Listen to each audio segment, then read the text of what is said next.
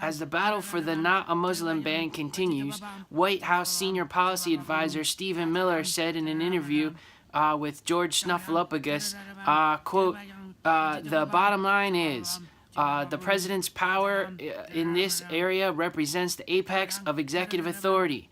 Oh, really, man?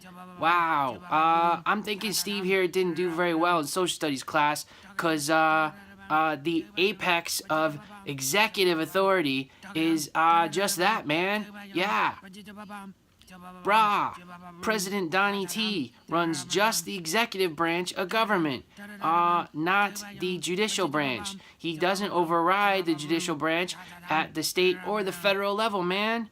Yeah. Steve Areno here seems to be pretending his guy is some kind of supreme pizza. Freudian slip there. Supreme being, especially given that what he told Chris Wallace on Fox News, which was that the president's powers here are beyond question, quote unquote. No, they are not, man. This is America.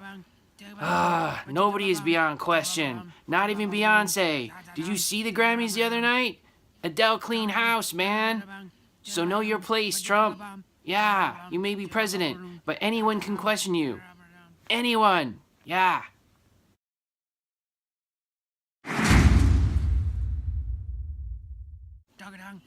So, as we approach the end of the first month of the Trump administration, I'm worried about two things being a messed up reality about what's going on, man. First, what if the Trump administration are just the most incompetent administration to ever be in the White House? Wasted taxpayer dollars, wasted lives, squandered resources, and permanently damaged infrastructure could be just some of the results from totally idiotic numbskulls in the White House. Oh man, that's just one of my worries, and that would be terrible. But it could be worse. What if all this incompetence is just to keep us off kilter and distracted, so that when they try to slip something really bad by us, we either one are too distracted to notice it, or two too bewildered with disaster fatigue from one political mess after another to even care at this point. You know what I'm saying? I mean, every time I look at the news, I just get so tired. You know? I mean, think about it. After 9/11, George W. Bush invaded two countries, one to find Osama bin Laden and another to find WMD. But he found neither in either. Man, and what happened to that guy? Nothing. Dude is living a relaxed life as a mediocre painter, doing pieces you might see in a crappy motel or a high-class insane asylum. Yeah. I mean, come on. This is what we're looking at here. Anyway, anybody else worried like me? Let me know. Tweet at me, bro. Yeah. One of the not all that incompetent things President T-Rump is doing is profiting from his office and helping his friends and family do the same. Yeah. So there's not really a law against it because, I don't think anyone thought there needed to be one. I mean, making a profit off of getting to sit in the highest seat in the land, to most folks, to most presidents, in the past so far anyway, would seem like a douche move, you know what I'm saying? Yeah. So but here comes Trump, Donnie J. T-Rump, who, when asked about banking regulations, pointed out he wanted them changed because his friends were having a hard time getting loans for their businesses. Yeah, I mean, man, talk about an ethics issue. And when his daughter got dropped from Nordstrom's, he tweeted out against the department store chain and even had the official POTUS Twitter account retweet him. Aw, man, these are your tax dollars at work, folks. Yeah. What the hell's up with that, man? Then there is the very idea in world leaders' heads that if they change regulations to make it easier for his companies that are absolutely not run by him, yeah, right, to do business with them, he might also make America more favorable to them. Oh, and business leaders too would be stupid to not think that if they donate, quote unquote, to his re-election campaign, he might push for laws or change to regulations or sign one of them fancy schmancy executive orders that would benefit their businesses, because, well, that's how business is done, right, man? Yeah. So like, this is what we're dealing with, and instead of making America great again, he's just making money for himself and his friends again.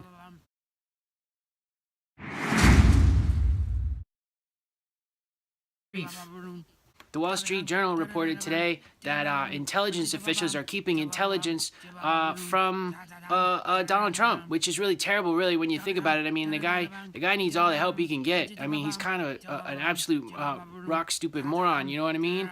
Yeah. So, hey, intelligence agencies, give him that intelligence. He needs it. At least hook him up with some like basic algebra skills, and maybe some great American literature. You know what I mean? That would help him a lot in just understanding humanity and stuff. Yeah. What's that? Oh, I'm being told that it's not that kind of intelligence. It's actually like military and national security intelligence. Oh, yeah, that actually makes total sense now. Yeah, I wouldn't want to give that to Trump either. He might spill it to the Russians, you know? Yeah, that makes perfect sense. In fact, that's the U.S. intelligence officials' justification for keeping it from him. Yeah, don't want to let it fall into Russian hands, you know what I'm saying? Even if Trump doesn't do it himself, not only does he have a bunch of pals that are tight with the Russians, but hell, man, they could just check Trump's Facebook page or whatever, or maybe Trump's friend's Facebook page, and find out about it, because he's kind of stupid. Yeah.